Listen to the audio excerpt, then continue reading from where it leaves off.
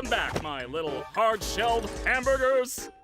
So this is the circus, huh? Last year, the YouTube channel Glitch premiered the Amazing Digital Circus. Created by Gooseworx, the pilot episode reached critical success within months, obtaining millions of views and an expansive fanbase. The story follows a woman known as Pomni who wakes up in an artificial world controlled by the AI Caine. With no memory of her previous life or how she got there, Pomni must adapt to living in the circus despite its wacky adventures and dangers. She's joined by a colorful cast of characters, each another human trapped within the circus. Fans of the pilot were eager to see what was next for Pomni and her new acquaintances, and the second episode was announced for May 3rd. Now that the second episode has officially been released, we'll use today's episode to recap everything important that happened in Candy Carrier Chaos. Candy Canyon Kingdom's been robbed of their most valuable resource, maple syrup! The episode begins with Pomni having a nightmare. She stands alone in the center of the circus, calling out for her new companions. When no one answers, she realizes she's in the middle of abstracting, a horrifying experience she witnessed firsthand during the pilot episode. Knowing that Caine helped save her from glitches in the past, she calls out for him but no help is offered. Instead, she falls into the same pit Kaufmo was forced into by Caine, falling into darkness to coexist with the other abstractions. Above her, silhouettes of Caine, Ragatha, and Jack stare into the hole. Instead of helping, they criticize her for becoming abstracted so soon and show little care for her fate by claiming to forget her name. Pomni wakes up in her room shortly after, leaving the bed in a rush of adrenaline. Her bedroom matches her new jester aesthetic, sporting red, blue, and yellow. Currently, few objects in the space represent Pomni's interests or personality. Instead, it's filled with toys like the rest of the circus, including alphabet blocks, dice, and stacking rings. The only objects that pertain to her include a spare jester hat on the vanity and her shoes beside a chair. Ragatha comes to wake Pomni, talking from the other side of the door. She appears genuinely worried about the other woman's well-being, telling her not to worry about almost leaving her behind the day before.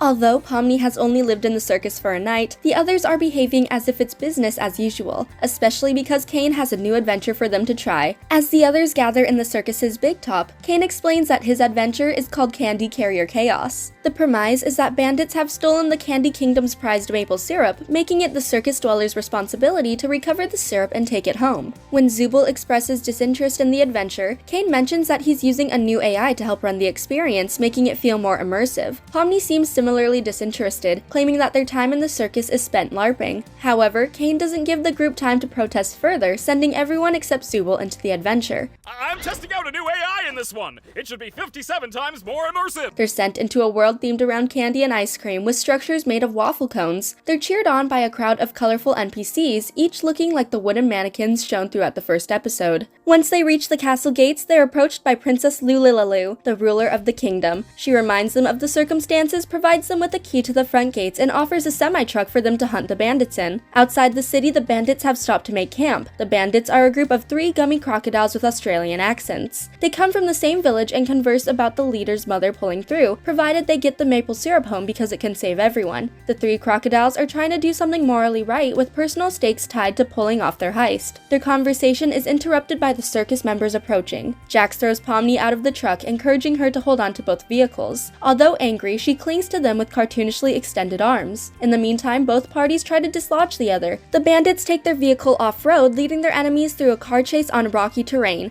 Despite their best interests, Jax blackmails Gangle into ramming the bandits' vehicle, using information about Ragatha and figurines, seemingly now broken, as a fear tactic to get Gangle to do as he wants. Along the way, Pomni lets go of her companion's vehicle and clings to the top of the bandits' truck. Unfortunately, the road and the car chase become a bad combination. Those in the circus vehicle get thrown over the edge of a gorge and start to sink in a river of fudge. Meanwhile, Pomni and the bandits' leader fall off their adventure's map, leaving them in an empty and ominous virtual space. Aren't you supposed to be submissive and agreeable? Move it!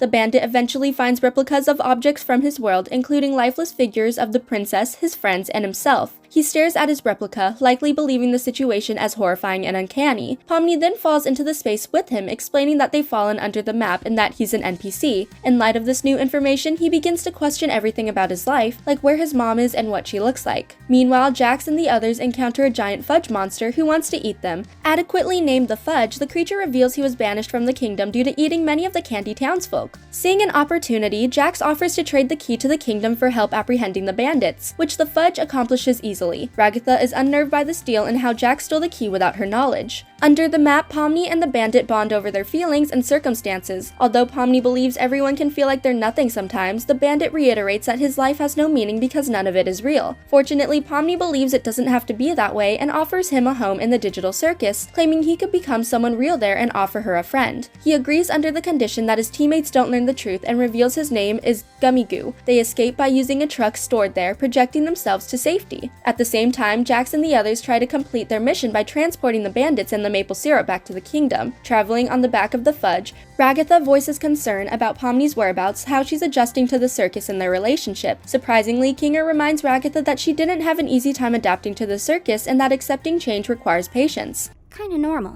I mean, people even feel like that in the world I came from. Their conversation is interrupted by Pomni and Gummigoo crashing their truck into the fudge, seemingly killing him on impact. With the two groups reunited, Pomni tells everyone she's made a friend in Gummigoo and offered a home with the digital circus, despite Ragatha worrying about the rules. Gummigoo says goodbye to his friends before Kinger reveals that both trucks contain maple syrup, providing enough supplies for the bandits' village and the kingdom. With a peaceful solution discovered, they decide to wrap up their adventure. However, Jax is severely disappointed by the lack of violence and combat, responding angrily towards the others. His disdain towards the situation causes him to leave the gate to the kingdom unlocked. Although he didn't know for sure, the fudge survived and attack the kingdom as the circus members pass through the portal to go home. Caine greets them upon their return before noticing one of his NPCs had slipped through the portal. He destroys Gummigoo with a snap of his fingers, claiming too many NPCs can make him lose track of who is real and fake. Naturally, Pomni reacts poorly to her new friend disappearing before her eyes and begins having a nervous breakdown. Similarly to her reaction upon becoming lost within the exits, she laughs uncontrollably. Ragatha tries to reassure her by explaining they can meet Gummigoo again, as Caine has a habit of using NPCs. She then offers for Pomni to attend Kaufmo's funeral, something Zooble had prepared while they were gone. To honor their lost friends, they hold funerals for those they lost to abstraction. Through a tearful montage, everyone gets to say goodbye to Kaufmo and reminiscence on their times together. Many circus members seem deeply hurt by losing a friend, although neither Jax nor Caine attend the ceremony. Witnessing how the others react to losing Kaufmo, Pomni reevaluates her dream at the beginning of the episode. Instead of falling into the pit with the abstractions, her new friends reach out to grab her hand, saving her from despair. In the episode's final moments, Pomni realizes she may not be as alone as she feels. Oh man,